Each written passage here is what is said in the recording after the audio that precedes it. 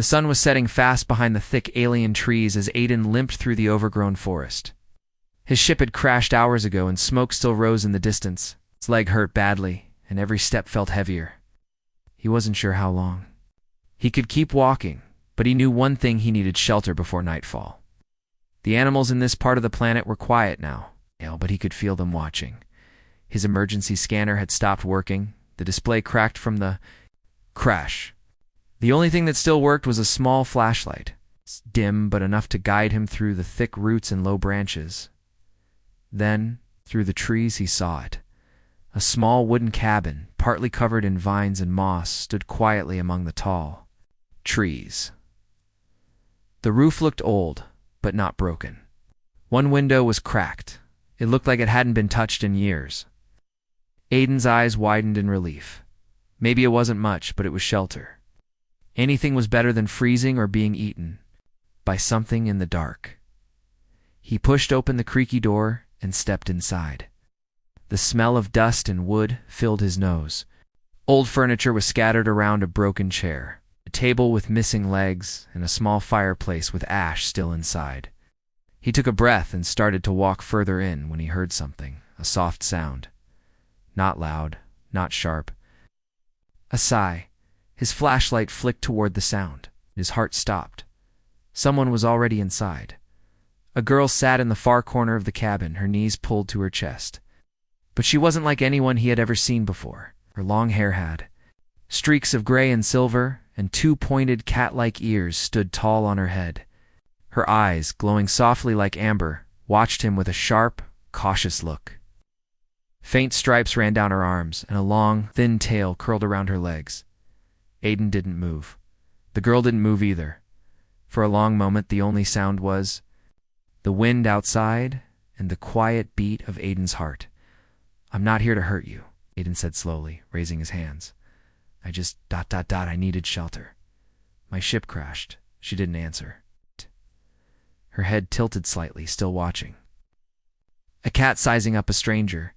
Aiden took a small step forward. "Can I stay here, just for the night?" The girl's voice was quiet but steady. "You brought them. What?" She stood up slowly. Her movements were smooth and careful, not threatening, but ready. "The machines. They watch from above. If you crashed, they know you're here." Aiden's mouth felt dry. "Machines." She nodded. "They never left, just like me." Aiden looked toward the closed window. It was dark outside now. Stars were appearing between the thick tree branches. He didn't hear anything, but something in her voice made him believe her. "Okay," he said, stepping back and sitting on the floor near the fireplace. "I won't stay long. I just need time to rest and fix my leg." She didn't sit. She moved to the other side of the room and leaned against the wall, always keeping her eyes on him. Aiden pulled up his pant leg and checked the damage. It was swollen, bruised, and a little cut. Nothing broken, but walking on it much longer wouldn't help. He used part of his jacket to wrap it. The girl still watched him, her tail flicking once in a while. "What's your name?" he asked. She paused. "Lyra." "I'm Aiden." Still no answer. But he saw her ears twitch slightly, like she was listening closely. He leaned back, tired and cold. "Do you live here?" Lyra looked toward the fireplace. "I used to. When this place was still alive, when people still came here." Aiden blinked. "Humans, scientists," she said. "They built this cabin, others, long ago. They did tests, experiments, made people like me." Aiden felt a chill not from the cold, but from her words. "Your single quotes were alt, part of those experiments." She nodded once. "They left. But we stayed." He didn't ask what happened to the others. Instead, he picked up an old piece of wood and placed it in the fireplace. There were still dry ashes inside. He could start a fire? He pulled out the small emergency lighter from his pocket and tried it. Once, twice. Finally, it lit. A small flame grew, casting a warm glow in the dusty room. Lyra stepped closer, slowly, not toward Aiden, but toward the fire. She crouched near it, holding her hands out. For a moment, They were just two strangers sharing warmth in a cold, forgotten place. Aiden watched her carefully. You said machines are still here? What kind of machines? Guard drones? Sentinels? Patrol bots? They were meant to watch the forest and protect the labs. But when the humans left, they started seeing everything as a threat, including you. She nodded. I've hidden from them my whole life. Aiden leaned back against the wall. Then I guess we're both hiding now? The fire cracked softly. Lyra looked at him again, her eyes less sharp now, more curious. Why did you come here? Exploration job, Aiden said. I was mapping. This side of the planet didn't know anyone was still here. Thought it was empty. It's not empty, Lyra whispered. It's just forgotten. Outside, the wind howled. Duh. A branch scratched against the wall of the cabin. Aiden closed his eyes for a moment. The heat of the fire finally reaching him. He didn't know what tomorrow would bring.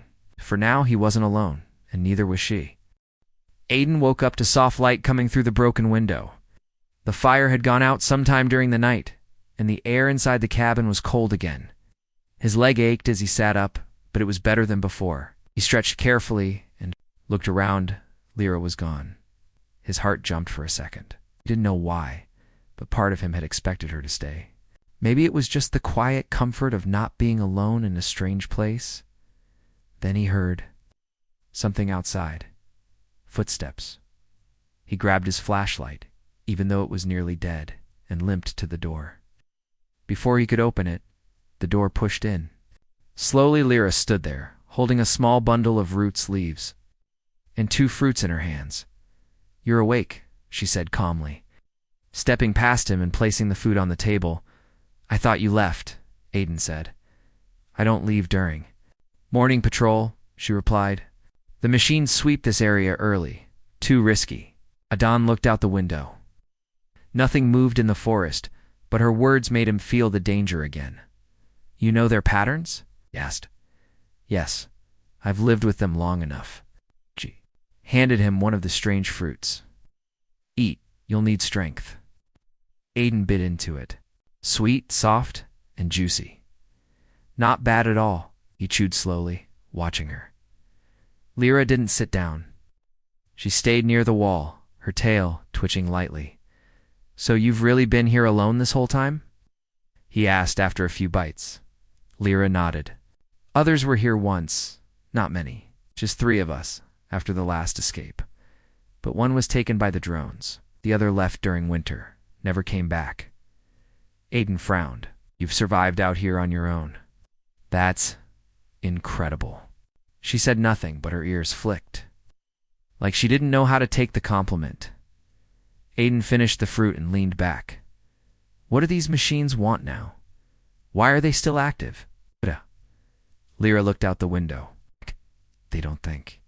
Anymore? They follow a broken code. The system never received a shutdown order. The machines think the program is still running. Anything not on their list. ... They erase. Aiden rubbed his forehead. So when my ship crashed, they detected. It marked it as unknown. They'll search until they find it. Sighed. Then we don't have much time. No, Lyra said softly. After a few minutes of silence, Aiden asked, Is there a way to call for help? Some kind of old system? Or beacon nearby? Lyra hesitated. There is. In the deep forest, past the cliffs, an old relay station. I've seen it, but never tried to reach it. Why not? It's guarded, not by just drones, but a sentinel. A big one. Too strong for me alone. Aiden felt a chill run down his back. What kind of sentinel? Tank-like, legs. Fast, smart. It only powers up when something enters the relay zone. He didn't speak right away. It sounded dangerous, but it was also the only hope of sending a signal for help. Can you take me there? He asked. Lyra looked at him for a long moment. You can barely walk. I'll heal enough to make the trip. You said the machines patrol in patterns. Right, maybe we can move during the gaps. She crossed her arms. You're not military, not trained. True, he said, with a weak smile, but I can repair tech. I might be able to hack the relay if we reach it. She seemed unsure, Her tail moved slowly, showing her thoughts. Then she said, "Fine, but we move when the sky is orange." Yes. The quiet hour. Deal. The rest of the day passed slowly. Aiden helped clean the inside of the cabin while Lyra sharpened a long metal rod she used as a weapon. She showed him hidden traps outside, set to warn of machines or animals. Aiden was impressed. She had turned the old place into a fortress, even if it didn't look like much from outside. As the sky turned orange, just like she said, the forest grew quiet. Lyra stood by the door with a small pack on her back. "Ready?" she asked. Aiden nodded, using a wooden stick as a cane. They moved through the trees like shadows. Lyra walked ahead, always alert. Aiden followed her steps, copying her movements. She paused often, listening. Sometimes she crouched and waved him down. Other times, she pointed to small blinking lights in the distance, drones flying past without noticing them. They walked for over an hour before stopping near a dry stream bed. "Rest," Lyra whispered. Aiden leaned against a rock, breathing hard. His leg hurt, but he didn't complain. Instead, he watched her scan the area. "You know," he said, "you're really good at this." "Survival is not a skill," she replied.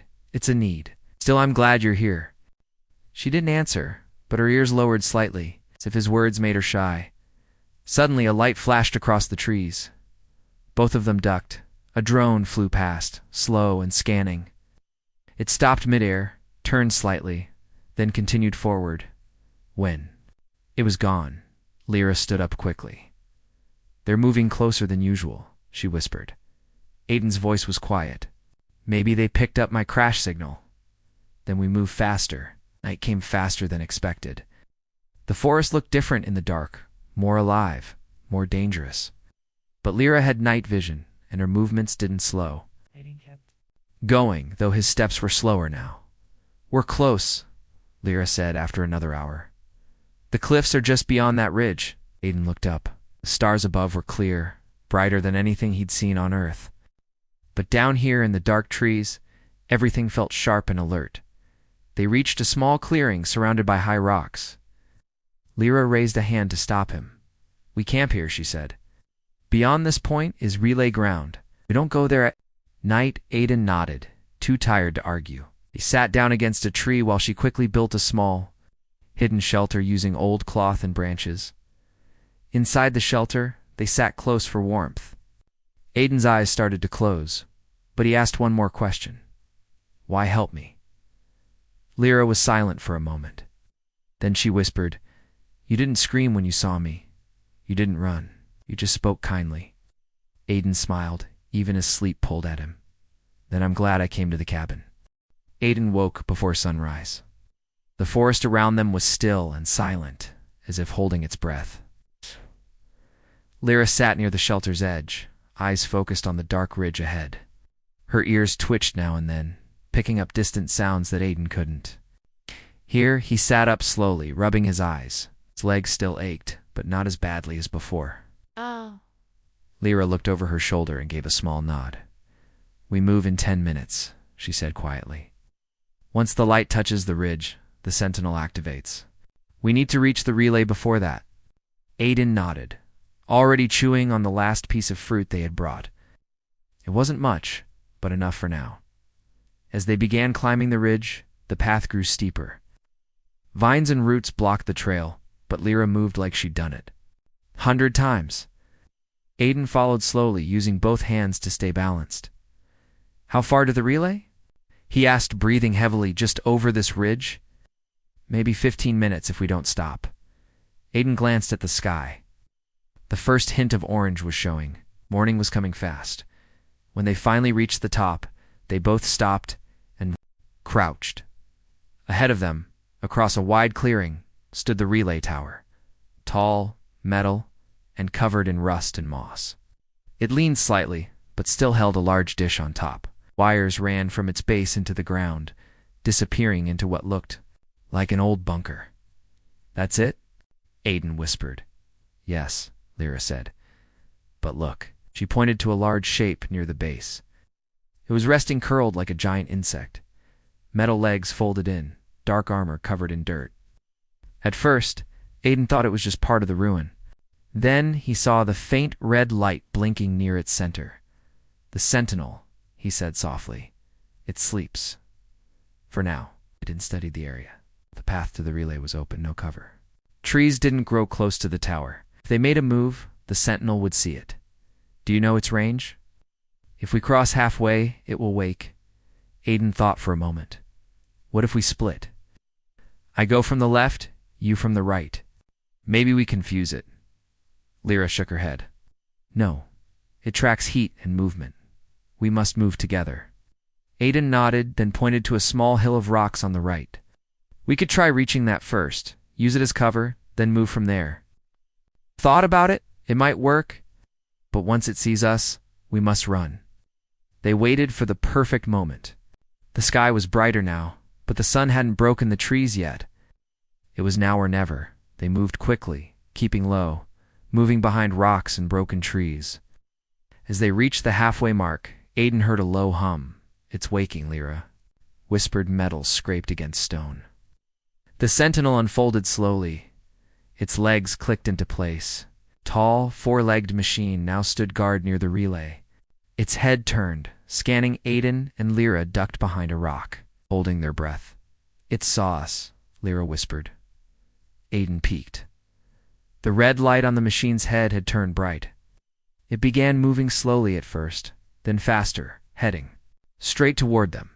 "Now," Lyra shouted. They ran. Aiden's heart pounded as he limped toward the relay. The sentinel moved faster than he thought possible. It fired a warning beam, missing them by inches. Rocks exploded behind them, spraying dust. "To the bunker," Lyra shouted, grabbing Aiden's arm and pulling him toward the metal door below. The door was half buried, covered in vines. Lyra pulled at it with both hands. It wouldn't budge. Aiden dropped to his knees, digging at the vines. "Help me," he yelled. Together, they cleared enough space. Aiden found the handle and pulled. The door creaked open, inside. They slipped in just as the sentinel fired again, striking the ground where they had stood seconds before. Inside the bunker, it was dark and cold. Old wires hung from the ceiling. Broken lights flickered. Aiden looked around. "Where's the control panel?" Lyra pointed to the far end. They ran down the hallway, the sound of the sentinel scraping at the outer door behind them. Aiden reached the control panel. It was cracked, but mostly intact. He pulled off the cover and started working. Lyra stood by the entrance, holding her. Metal rod listening. Aiden's fingers moved fast, typing commands and connecting wires. The system was slow, but still had power. "Almost there," he muttered. Outside, the sound of metal banging on the door grew louder. "We don't have time," Lyra said. "Just one more minute." The relay screen flickered, then showed green. "Double quotes, signal ready," Aiden said. "I'm sending a distress call to orbit. If anyone's out there, they'll get it." Lyra didn't speak. She was still watching the door. It was shaking now. Dents forming from the sentinel's hits, Aiden hit the send button. The screen blinked twice, then displayed. Message sent. He stood up. "We did it." The door cracked. "But we need to run again." Lyra nodded. "Follow me. There's an old vent shaft. Leads to the back forest." She moved quickly, pulling away a metal grate and crawling inside. Aiden followed, dragging himself through the narrow space behind them. They heard the bunker door collapse. Metal feet stomped inside. They didn't stop crawling until they reached the exit, just a hole in the ground covered in leaves. They burst out and rolled into the grass. Lyra helped Aiden to his feet. They were back in the forest, safe for now. Aiden looked up. The relay tower was barely visible above the trees. "Do you think anyone got the signal?" he asked. Lyra looked at the sky. "If they did," she said, "they'll come, but so will the machines." Aiden nodded. "Then we get ready." They moved deeper into the forest, away from the clearing, away from the sentinel. But both of them knew it wasn't over. Not yet. Aiden leaned against a tree, breathing hard. He and Lyra had escaped the bunker just in time. The sentinel had smashed through the wall, but the vent shaft had given them one last chance. Now they were deeper in the forest, hidden again, under The thick leaves and high trees. Lyra stood nearby, eyes scanning the area. Her ears were alert, her body still tense. Even though they were safe for the moment, they both knew the machines wouldn't stop. How far until we reach another safe place? Aiden asked, wiping sweat from his forehead.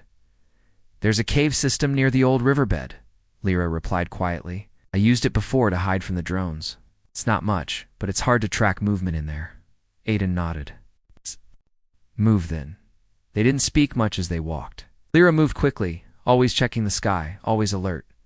Aiden followed the best he could, limping slightly, but pushing through the pain. Every time a branch snapped or a leaf rustled, they froze, ready to run. After almost an hour, they reached a rocky hill with thick vines.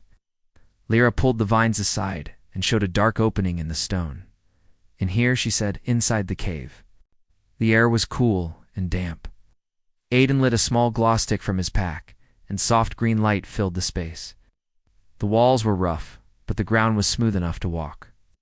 They went deeper until they found a wide chamber with old markings on. The wall. Lyra sat down near a rock and placed her metal rod beside her. We can rest here for now, she said. The signal is sent. The machines will begin searching wider areas. We need to stay hidden until rescue comes. Aiden dropped to the floor, tired. If rescue comes, he said softly. Lyra looked at him. They will. You sound sure. You believed it was safe to land here, she said, a small smirk forming. You believe in things. Aiden chuckled a little. Fair point. They sat in silence for a while. The cave was quiet, except for water dripping somewhere in the distance. Aiden looked at the old markings on the wall lines and symbols.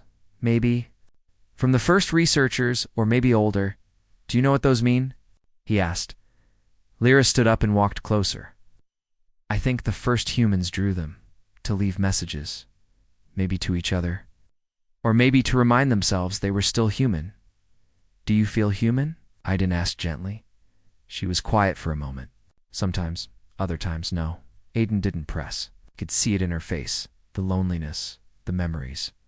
She had lived her whole life in hiding, always running, always surviving. Yet she was the one who saved him again and again. You've done more for me than most people ever would, Aiden said. If that's not human, I don't know what is. She turned to him, her expression softening. Thank you. Suddenly a small beeping sound came from Aiden's pack. He pulled it out and saw a blinking light on his backup transmitter. Someone responded, he said, eyes wide. Lyra rushed over and crouched beside him. Aiden pressed the button. A small screen lit up. Static buzzed for a few seconds. Then a voice broke through. This is Scout Ship Orion 7, responding to distress signal. We received your message. Confirm location. Aiden pressed the talk button. This is Engineer Aiden Cole. I'm on the surface of Sector 9C, near the old research zone. I'm not alone, one survivor with me. We're hiding from Sentinel bots. Please respond. A few moments passed. Then the voice came back. Message received.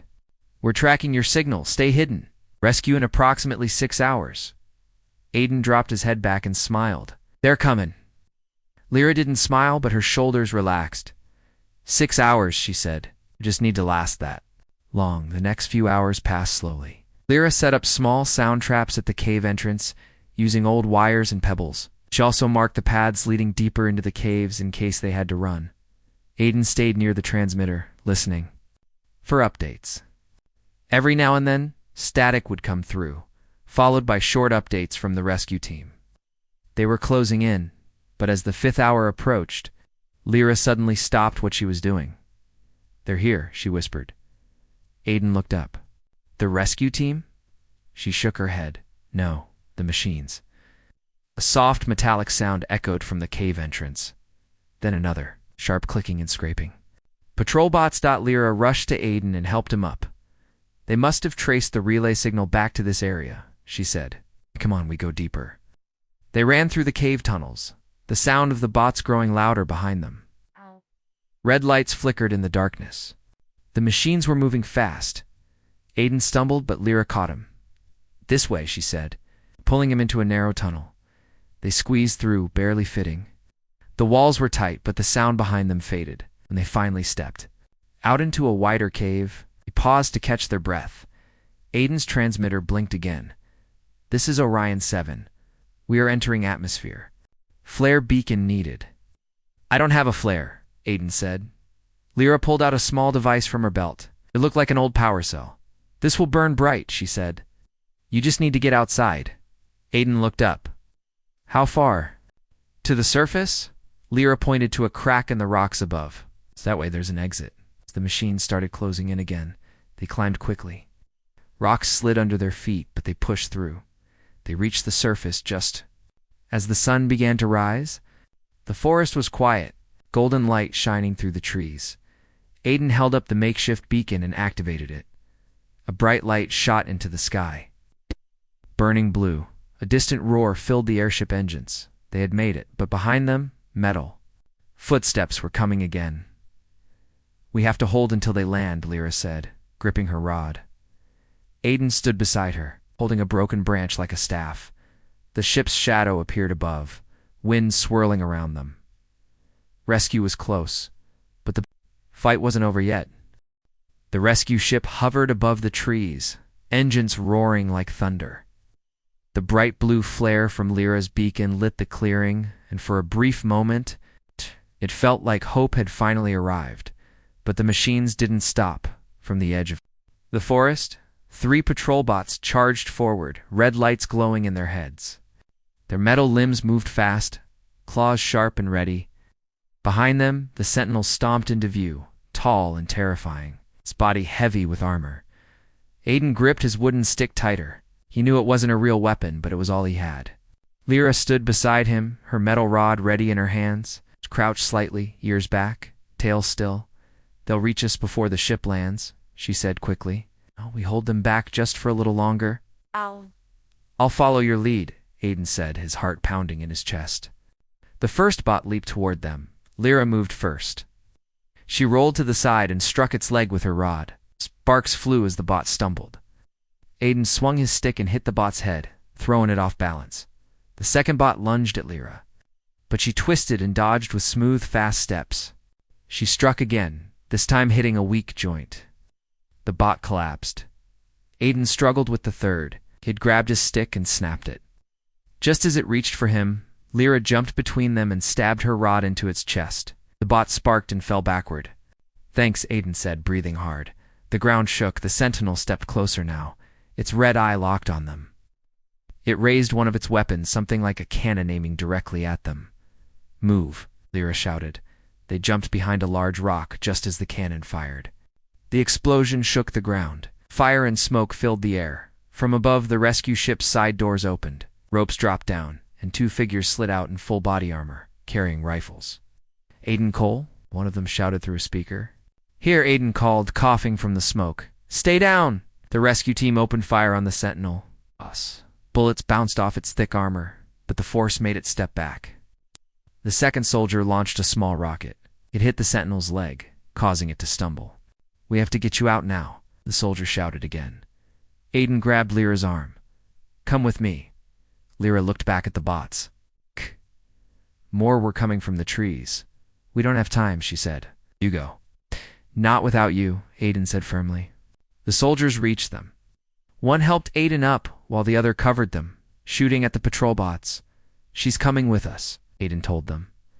They hesitated for a second, looking at Lyra's cat-like features, then one nodded. Move.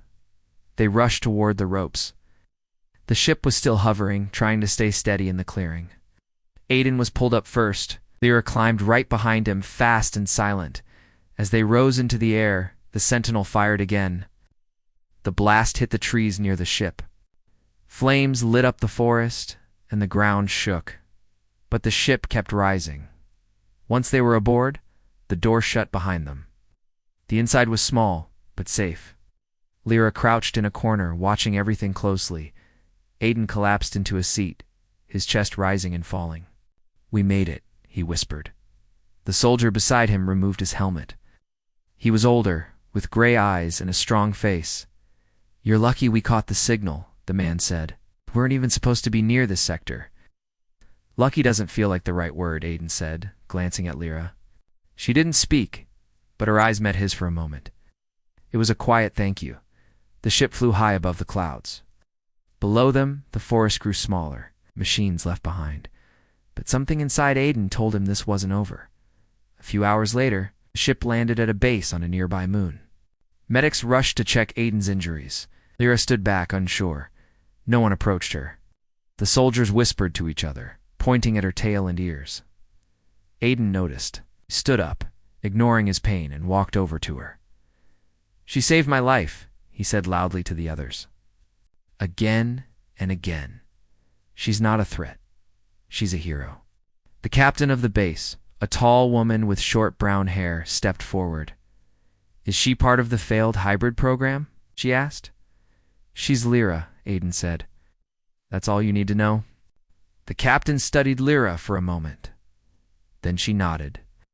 "She can stay. For now." Lyra relaxed slightly, but her eyes stayed cautious. Later in a quiet room, Aiden sat beside her. "You okay?" he asked. "I'm not used to being around so many people," she said. "We'll take it one step at a time," she looked at him. "Why did you keep choosing me?" "Because you chose to help me," Aiden said, "when you didn't have to." She was silent for a moment, then said, "Maybe. Maybe I was tired of being alone." Aiden smiled. "Then maybe this is a new beginning." They both looked out the window, watching stars shine across the black sky. The machines were behind them now, but ahead something new was waiting. Days passed since Aiden and Lyra arrived at the moon base. Life there was calm, organized, and clean, completely different from the wild forests and the broken cabin they had left behind. But Lyra stayed quiet most of the time. She walked the halls silently, watched people from a distance, spent hours sitting near the windows, staring into the stars. Aiden was healing. His leg was better now, and the doctors said he would be able to walk normally again soon. But even as his body healed, his thoughts stayed with Lyra. He noticed how others stared at her, sometimes with fear, sometimes with curiosity. No one said it out loud, but they didn't know what to do with her. She wasn't a soldier, not a citizen, not fully human in their eyes, but to Aiden, she was braver and stronger than anyone he'd ever met.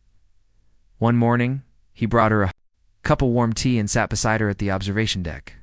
"You haven't said much lately?" he said gently. She looked down at the cup, holding it carefully. "I don't belong here." "Sure you do," Aiden said. "You saved me." "Survived all those years alone. It takes more than strength. It takes heart. But they don't want me," she said quietly. "They see what I am. I see who you are," Aiden said. She didn't answer, but a small part of her expression softened. That afternoon, the base captain called a meeting with Aiden. Lyra waited outside the room while he went in. The captain sat at a table with a few officers. She looked serious, but not unkind. "Aiden," she began, "you've done something remarkable. Your message reached us, and your report about the machines is being reviewed by the Central Council." "Thank you," he said. "But I didn't do it alone." "We know," she said, glancing at a folder.